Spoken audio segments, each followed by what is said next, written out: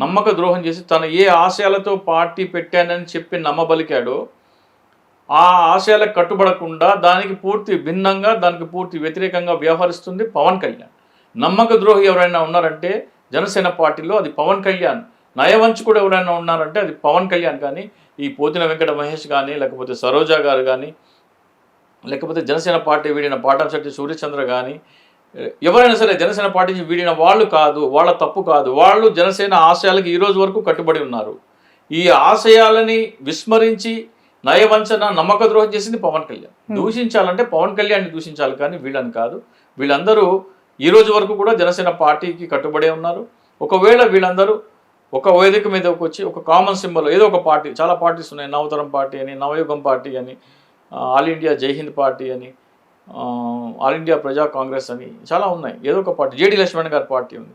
అందరూ ఒక పార్టీ ఎంచుకొని పవన్ కళ్యాణ్కి గుణపాఠం చెప్పాలన్నా లేకపోతే జనసేన నిజమైన జనసేన బలం ఇది అని నిరూపించాలనుకుంటే వాళ్ళకి చక్కని అవకాశం. నర్సాపురం నుంచి పార్లమెంటేరియన్గా ఉన్న రఘురామకృష్ణరాజు ఎట్టగేలకి టీడీపీలో జాయిన్ అయ్యారు. బట్ ఎందుకు సార్ ఉండి అని ఊదరగొట్టారు? అఫీషియల్గా అనౌన్స్మెంట్ చేయడానికి ఇంకా ముహూర్తం ఖరారు కానట్టుంది, అనౌన్స్మెంట్ జరగలేదు. ఇస్తారా? ఉండి ఆయన ఉంటుందా ఆయనకి? అంటే ఆ అష్యూరెన్స్ లేకుండా ఏమీ ఆయన పార్టీలో జాయిన్ అయ్యి ఉండరు. నాకు తెలిసి అమావాస్యను ఉగాది రోజు ఏమన్నా మంచి రోజు చూసుకొని ఆయన జాయిన్ అయ్యే అవకాశం ఉంటుంది. కానీ ఆయన పెద్ద మిస్టేక్ చేస్తున్నారు. ఎందుకంటే ఒకవేళ తెలుగుదేశం ప్రభుత్వం కూటమి అధికారంలోకి వస్తే కనుక ఆయన ఉండిలో ఎమ్మెల్యేగా గెలిస్తే ఇబ్బంది లేదు. కానీ ఒకవేళ కూటమి అధికారంలోకి రాకుండా మోస్ట్ ప్రాబబ్లీ చాలామంది అంచనాల ప్రకారం 125 సీట్లతో వైసీపీ మళ్ళీ తిరిగి రాబోతుందని చెప్పినప్పుడు ఆయనకి ఎమ్మెల్యేగా ఉంటే మాత్రం అసెంబ్లీకి వెళ్తే ఆయనకి సినిమా చూపిస్తారు ఖచ్చితంగా. ఏవైతే ఆయన చెప్తూ వచ్చారో గతంలో నా మీద కేసులు ఉన్నాయి, నా మీద దాడి చేయడానికి థర్డ్ డిగ్రీ జరిగింది అని, నాన్ బెలబుల్ కేసులు ఉన్నాయని, ఇవన్నీ డెఫినెట్గా అవన్నీ.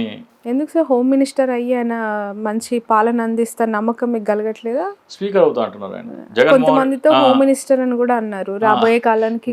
హోమ్ మినిస్టర్ ఆయన అయ్యన పాత్రుడు ఆశిస్తున్నాడు. ఎంతమంది ఆశిస్తున్నారో మనమైతే చెప్పలేము. కానీ హోమ్ మినిస్టర్ అయ్యే అవకాశం లేదు, పార్టీ అధికారంలోకి వచ్చే అవకాశం లేదు.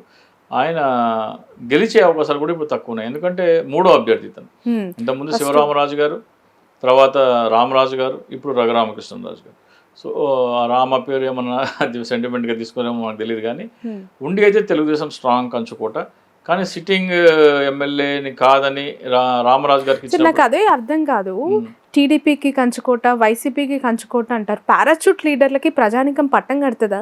నిజంగా ముగ్గురిని మార్చి మూడో వ్యక్తి కన్సిడర్ చేసి టికెట్ చివరి నిమిషంలో ఇస్తే అంతవరకు మొత్తం ప్రయత్నాలు చేసుకొని పని చేసుకొని క్యాడర్ని కలుపుకొని కోట్లు వెచ్చించుకొని ఉన్నోళ్ళంతా పిచ్చోళ్ళు అయిపోతారు ఆ నియోజకవర్గాల్లో. ఇక్కడ రెండు ఫ్యాక్టర్స్ ఉంటాయి మీకు. లోకల్ నాన్ లోకల్ పార్టీ పట్ల జగన్మోహన్ రెడ్డి గారి పట్ల విధేయత ఉంటే ఓటర్కి డెఫినెట్గా ఎవరు అభ్యర్థి అయినా సరే చూడరు.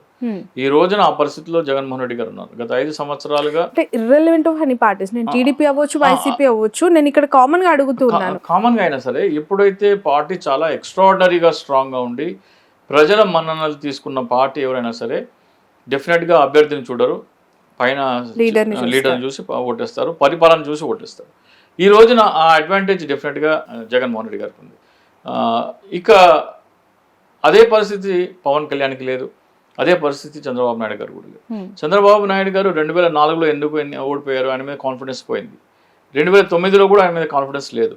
2014లో కూడా ఆయన మీద కాన్ఫిడెన్స్ లేకనే ఈయన బాగా పనిచేస్తాడు, నాది భరోసా అనే పవన్ కళ్యాణ్ ఫేస్ మీద ఆయన గెలిచినాడే తప్ప ఆ 1.5%, 2% ఓటు ఏదైతే ఉందో అది కేవలం పవన్ కళ్యాణ్ చరిష్మా వల్ల వచ్చిన ఓటు బ్యాంక్.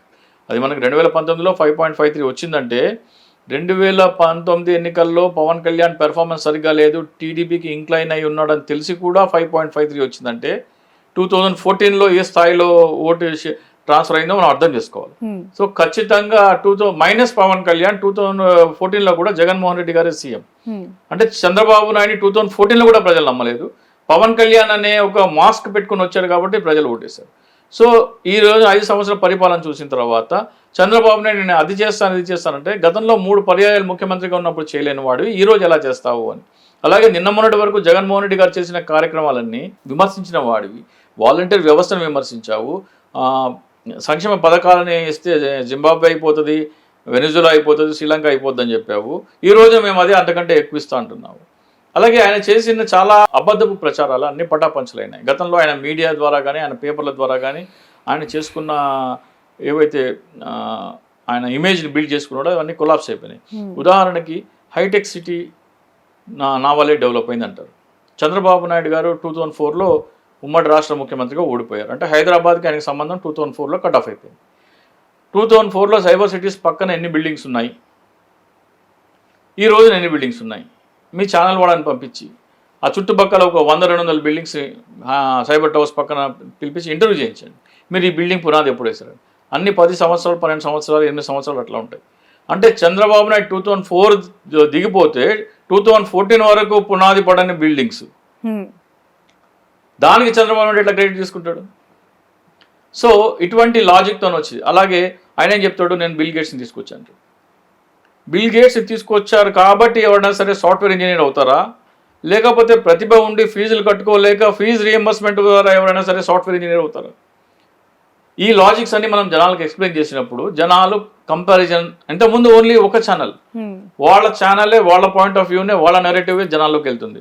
ఈ రోజు నా కంపారిటివ్ నెరేటివ్ ఎప్పుడైతే వెళ్తుందో, చంద్రబాబు నాయుడు గారు కేవలం పబ్లిసిటీ స్టంట్ మాత్రమే చేసినారు, ఆయన చేసిందేమీ లేదు, చెప్పుకున్నది ఎక్కువ అంటున్నారు. ఈ రోజు ఆయన మాటలు చూస్తూ ఉంటే మనకి అర్థమవుతుంది.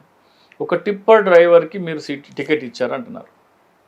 అంటే ఆయన టిప్పర్ డ్రైవర్నో, లారీ డ్రైవర్నో, ఆటో డ్రైవర్నో కాదు, పేదరికాన్ని అపహాస్యం చేశాడు.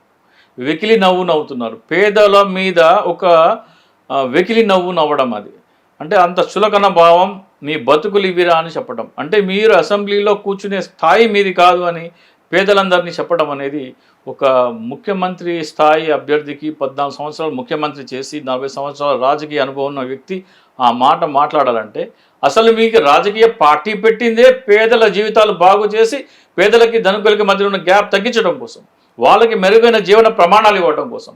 అలాంటి వాళ్ళు మీరు ఎవరి కోసం పనిచేయాలో అని మీరు అధికారంలోకి వచ్చిన వాళ్ళు, వాళ్ళని మీరు అపహాస్యం చేస్తున్నారు. బట్ ఎన్నికలతో అలాంటి ఆలోచనలు ప్రజల్లో కూడా పటాపంచలు అయిపోతాయి కదా. ఎందుకు అంటే పోతిన మహేష్ లాంటి వాళ్ళకి అన్యాయం చేసి సృజన గారికి ఇచ్చారు, అటు తీసుకెళ్లి సీఎం రమేష్ గారికి అక్కడ కట్టబెట్టారు. ఇంకా చాలా పెద్ద పారిశ్రామికవేత్తల్ని అనేక చోట్ల ఆయన అనునాన్యులుగా కొనసాగిన వాళ్ళందరినీ కూడా అనుకున్న చోట బరిలోకి దించుతున్నారు. వేరాస్ కంపారిటివ్లీ జగన్మోహన్ రెడ్డి గారు అలా చేయట్లేదు. జగన్మోహన్ రెడ్డి గారు 3-4 టికెట్లు ఇందులో రోజు కూలీ, వ్యవసాయ కూలీ, ఖలీల్ అహ్మద్ ఒక గుమస్తా అలా 6 టికెట్లు అయితే ఇచ్చారు ఆయన. లక్కప్ప డెఫినెట్ గా జగన్మోహన్ రెడ్డి గారు పార్టీకి విధేయక ఉండి, కొంచెం మంచి నమ్మకస్తుడుగా ఉండి, ప్రజలకి సేవ చేయాలనే తపన ఉన్న వాళ్ళని డెఫినెట్గా ఆదరిస్తున్నారు. ఆయన ఎక్కడ కూర్చొని ఎక్కడ చూసి 2 ఎంపీ టికెట్లు అండి, Rajahmundry MP ticket, Narasapuram MP ticket ఎవరికి ఇచ్చారండి? ఎవరైనా ఊహించారా? అసలు వాళ్ళ పేర్లు ఎవరైనా విన్నారా అసలు?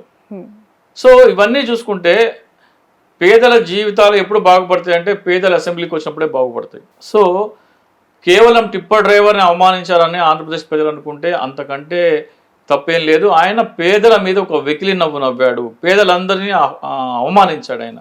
కాబట్టి ఇవన్నీ గుర్తుంచుకోవాలి. అలాగే ఇంకోటి ఏం మాట్లాడుతున్నాడు, ప్రతి కిరాణా షాప్లో గంజాయి అమ్ముతున్నారు అంటారు. అంటే ఆంధ్రప్రదేశ్ని అంతగా అవమానించాల్సిన అవసరం ఉందా? అంటే కిరాణా వెళ్ళి ఛానల్స్ వాళ్ళు వెళ్ళి అడగాలి, మీరు ఏమండి నాకు ఒక 500 రూపాయలు గంజాయి ఇవ్వండి అని. ఛానల్స్ వెళ్తే చెప్పు, సాధారణ సరే పోనీ ఆంధ్రప్రదేశ్ టీడీపీ వాళ్ళు వెళ్ళి పట్టుకోవాలి. లేదు, నేను వైసీపీ క్యాడర్కి చెప్తున్నాను, సాధారణ ప్రజలకు చెప్తున్నాను. మీ సెల్ ఫోన్తో వెళ్ళి కెమెరా ఆన్ చేసుకొని ఒక 500 రూపాయలు గంజాయి ఇవ్వని ఒక కిరాణా షాప్ వాళ్ళని అడగండి, చెప్పు తీసుకుని కొడతాడు. అది ప్రజలకు చూపించండి. చంద్రబాబు నాయుడు చేసేది అబద్ధ ప్రచారం అని వైసీపీ క్యాడర్ చేయాల్సిన పనులు ఇవి. అలాగే సాధారణ అంటే ఇక్కడ రాజకీయం కోసం రాష్ట్రం పరుగు తీస్తానంటే ఎంతవరకు ఇది? గంజాయి దేశవ్యాప్తంగా అన్ని చోట్ల అమ్ముడుపోతుంది, బీహార్లో, యూపీలో, వెస్ట్ బెంగాల్లో అన్ని చోట్ల పోతుంది.